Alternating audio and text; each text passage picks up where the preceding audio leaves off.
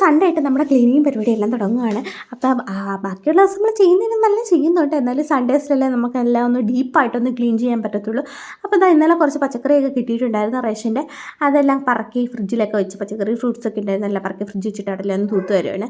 എന്നിട്ട് അതിൻ്റെ തൂത്ത് വരിയിട്ട് നമുക്ക് പാവയ്ക്ക ഞാനെടുത്ത് ഫ്രിഡ്ജ് വെച്ചില്ല കേട്ടോ. പാവയ്ക്ക ഇന്ന് വെക്കാഞ്ഞത്, പാവയ്ക്ക വെച്ചിട്ട് നമുക്ക് പാവയ്ക്ക കുറച്ചുണ്ടാക്കാം, അതുകൊണ്ടാണ് പാവയ്ക്ക വെക്കാഞ്ഞത്. പിന്നെ അവിടെ എല്ലാം ഒന്ന് തൂത്ത് വരി, പിന്നെ തുണിയൊക്കെ കഴുകാണ്ടായിരുന്നു, യൂണിഫോമും അതും ഇതൊക്കെ ഉണ്ടായിരുന്നു. അങ്ങനെ അതെല്ലാം കൊണ്ട് മുക്കി വെച്ചിട്ട് പിന്നെ അവിടെ എല്ലാം ഒന്ന് തൂത്തുവാരി അതെല്ലാം എടുത്ത് വേസ്റ്റ് കളഞ്ഞു. പിന്നെ നമ്മുടെ ഗ്യാസിൻ്റെ അവിടെ എല്ലാം ഒന്ന് ക്ലീൻ ചെയ്യേണ്ടായിരുന്നു. രാവിലെ ഇന്ന് അപ്പവും മുട്ട റോസ്റ്റും ആയിരുന്നു. അപ്പോൾ അതിൻ്റെ വേസ്റ്റ് എല്ലാം അവിടെ കിടപ്പുണ്ടായിരുന്നു. അപ്പോൾ അതെല്ലാം ഒന്ന് ക്ലീൻ ചെയ്ത്, കൈയോടെ ക്ലീൻ ചെയ്തില്ല പിന്നെ ഉണങ്ങി പിടിക്കും, പിന്നെ ഭയങ്കര പാടാണ്. പിന്നെ അതെല്ലാം ക്ലീൻ ചെയ്ത് കഴിഞ്ഞിട്ട് നമ്മുടെ ചെടിയുടെ അടുത്തേക്ക് വന്ന് നല്ല അടിപൊളിയായിട്ട് എല്ലാവരും നിൽപ്പുണ്ട്. ഈ ചൂടത്ത് ഇങ്ങനെ പച്ചപ്പായിട്ട് നിൽക്കുന്ന, ഇങ്ങനെ എന്നും വെള്ളം ഒഴിക്കുന്നുണ്ട് കേട്ടോ.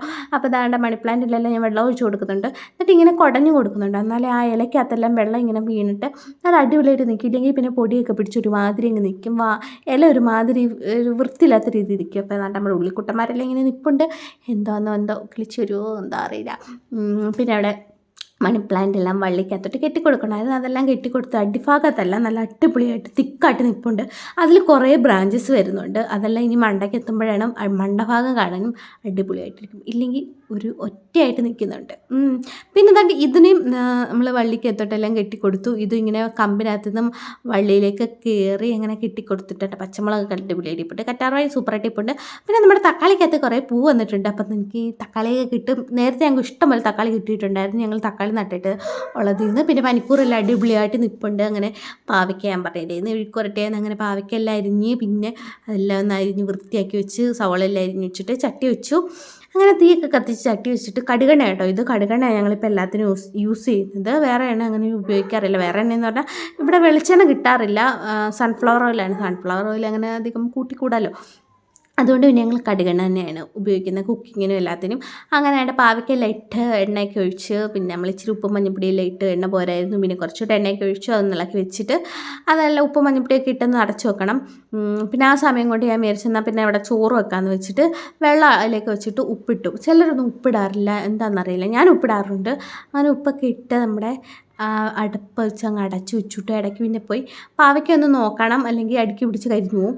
പിന്നെ ആ സമയത്ത് ഞാൻ പോയി ചോറിനുള്ള അരിയെല്ലാം ഒന്ന് കഴുകി വെച്ചിട്ടുണ്ടായിരുന്നു.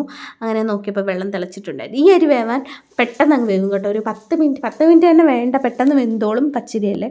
അങ്ങനെ അതെല്ലാം ഒന്ന് അടച്ചു വെച്ചു. പിന്നെ ഇടയ്ക്കിടയ്ക്ക് പോയി പാവയ്ക്ക ഒന്ന് ഇളക്കി കൊടുക്കുന്നുണ്ട്, ഇല്ലെങ്കിൽ അടുക്കി വിരിച്ച് നാശമായി പോവും. പിന്നെ നമ്മൾ ഡാൽ ഉണ്ടാക്കുന്നുണ്ട്. അപ്പോൾ ഡാലിന് വേണ്ടിയുള്ള മസൂർ ഡാലാണിത്.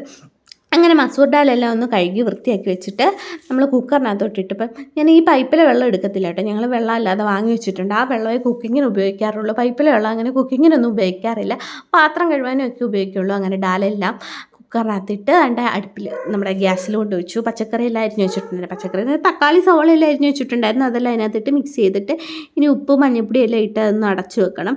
അടച്ചു വെച്ചൊരു 3-4 വിസിൽ വരുമ്പോഴത്തേക്ക് അതെല്ലാം റെഡി. അപ്പോൾ ആദ്യത്തെ വിസിൽ, ഫസ്റ്റ് വിസിൽ ഫുൾ ഫ്ലെയിമിൽ വെച്ചിട്ട് നമ്മൾ അടിക്കണം. എന്നിട്ട് ബാക്കിയുള്ള 3 എണ്ണം ലോ ഫ്ലെയിമിൽ വെച്ചിട്ടാണ് അടിക്കേണ്ടത്. അങ്ങനെ വിസിലൊക്കെ അടിച്ചേണ്ട. പിന്നെ അതിനകത്ത് കടുക് കാച്ചാനുള്ള എണ്ണയൊക്കെ ഒഴിച്ചു. പിന്നെ കൊച്ചുള്ളി ഇല്ലാത്തതുകൊണ്ട് വലിയുള്ളി ഇട്ട്. അപ്പോൾ ഇത്രയൊക്കെ ഉള്ളൂ എൻ്റെ ഡാലിയ കോവയ്ക്ക ചോറ്, ഇത്രയേ ഉള്ളൂ.